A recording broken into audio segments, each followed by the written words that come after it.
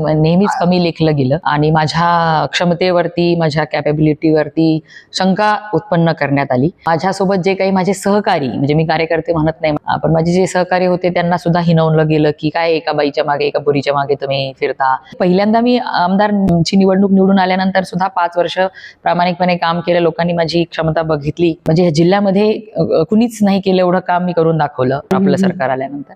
तरी दुसऱ्या वेळेस सुद्धा काय महिलेच्या मागे मागे फिरतात किंवा काय ती काही निवडून येणार आहे का, ती काय करणार आहे, अशा पद्धती. पहिल्या वेळेस उभी होते तेव्हा तर मी माझ्या सासरी जाईल निवडून आल्यानंतर पुण्याला, मी रात्री अपरात्री भेटू शकणार नाही, मी फोन उचलू शकणार नाही, मी काम करू शकणार नाही, अशा पद्धतीचे विरोधकाचे प्रचारामधले मुद्दे होते. पण लोकांनी त्याला डावलून मला पहिल्यांदा निवडून दिलं, दुसऱ्यांदा सुद्धा निवडून दिलं.